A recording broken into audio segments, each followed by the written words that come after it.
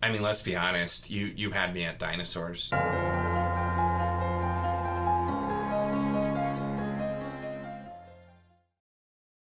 Hello and welcome to my channel. In this video I will be talking about The Eye of the Storm by James R. Hughes. This was a review copy that was sent to me by the author, and this was a pretty fun read.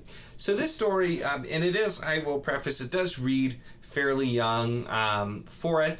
And so it was, it's not really the normal kind of thing I read, so I was a little concerned that I wasn't going to enjoy it for that. And while it does read pretty young, and the prose in dialogue and everything is very, very simple and easy to read, it was still a story that I had a fun time with. And the characters are all dinosaurs. It is third person, not first person.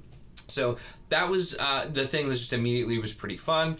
Literally, the book starts with a glossary of dinosaurs with a description of the different types of dinosaurs that are in here, which is just great. And that really, I thought was fun. Seriously, glossary of dinosaurs in there. So that was a pretty fun little thing to see. And just some of the things that were said, like, oh, he could feel it in his scales, or, just other, like, things that you would say, like phrases changed subtly for dinosaurs. I enjoyed and some kind of fun with. So the story follows two brothers, Longcrest and Bravehorn. And Longcrest, who is not granted a gift by the god over the dinosaurs, Aeneas, and then Bravehorn, who is recognized as the chosen one who's prophesied to save the herd from an impending doom that is coming.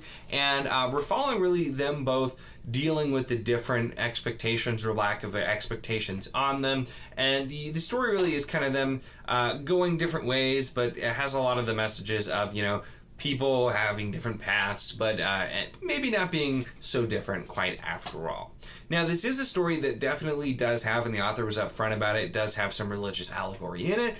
For the most part, it is not really like overly in there or super relevant. It's just most of the story feels more like any fantasy story you're reading that involves religion, which there are quite a few. A lot of fantasy books do explore religion, so that's kind of what we get, and we see different characters talking about the religion. We learn more about it, characters questioning the religion, trying to figure things out. It's also a little bit more present because a very important figure is the grandfather of our two main characters, so a lot more recent as well, which is Alphagon, who is, I'm pretty sure that's who's on the cover here, I think. It might not be. But anyway, so I gotta show the Ankylosaurus again.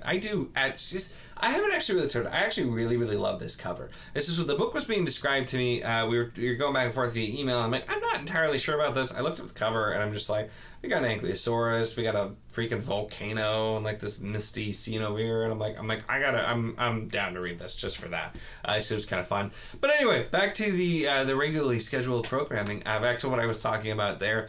So it's definitely present. Toward the end, I feel like it's a little bit more noticeable, which is some of the specific aspects that are being talked about, which very much come from like kind of religious allegory type thing. But for the most part, to me, it felt more like just when you're reading a book that's intended for younger readers, like similar to Lloyd Alexander at the Prydain Chronicles, where there's kind of a messaging. There's like a moral kind of messaging that's definitely in there, and it's just general good messages about forgiveness, about sacrificing for others, those types of things. So it's the general kind of messages that, like I said, I don't feel like at any point really this was like, oh my gosh, I'm just reading this book that's just throwing the religion in my face. Because like I've said before, regardless of what viewpoint you have, if you just throw your viewpoint in people's faces in a book, it's really annoying.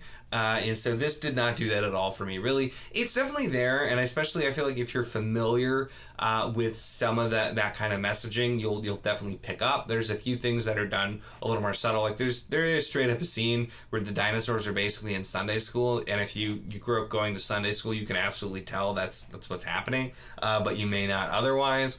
But it's just kind of that's the backdrop here. But we get to see a lot of groups of diverse dinosaurs doing different things. We have are kind of are good versus evil, but it's a little more complex with that too, where there are like there are the bad guys and the good guys, but there's also like, well, who are you? What side are you really on? What's really going on here, and that sort of thing being set up. So it did tell an interesting story, and once again, it was really kind of fun seeing this kind of story. I feel like this is one of those stories that if this was people, I may not have enjoyed it as much, because I don't tend to be a huge fan of a lot of YA type stuff, but I thought it worked, and it being with dinosaurs was an interesting way to tell somewhat of a story that you see with YA, but tell it with dinosaurs and differently. It also was telling a little bit of a different story, because very often, like the story with the setup, it'd be like the character, either they were the chosen one, that's our main character, or they were like the person who has to like rise up against the oppressors being their own herd. That's normally what you would see.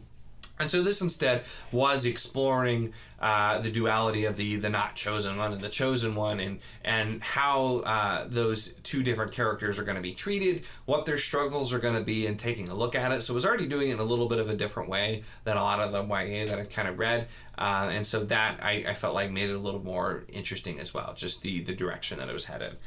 Really, this overall, I had a fun time reading. This was a very quick, easy read, and just was entertaining.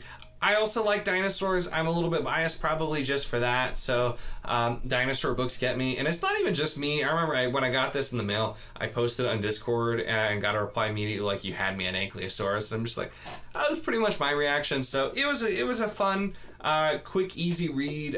Involves dinosaurs, impending doom, that kind of thing. And so I thought it worked pretty well for me. So one of those things where it's still not necessarily my preferred genre. I don't read a lot of the stuff that reads younger like this, but it definitely had a fun time. And so I think, especially if you're a dinosaur fan, this is one that you may enjoy. If you are a reader who reads especially more like YA or middle grade things, and enjoy those kinds of things as well, definitely worth checking out. And like I said, even if not, if you just kind of want a quick, lighter read, where, like, granted, as a person, I'm quite a lot more cynical than the author of this book is, and that definitely shows with their kind of look at there's always good in people. But, for example, like, I finished this and then was reading or listening on audio to a Joe Abercrombie book, so, like, with that much cynicism, it was kind of nice to have a lighter, more optimistic author writing a book for me as well, believing there's good in everyone and believing there can be no good in anyone.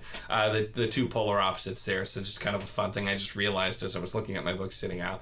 But it was a quick, fun read. So definitely let me know if you end up checking it out. And generally, people should write more books with dinosaurs. I think it's just something I want to say as well.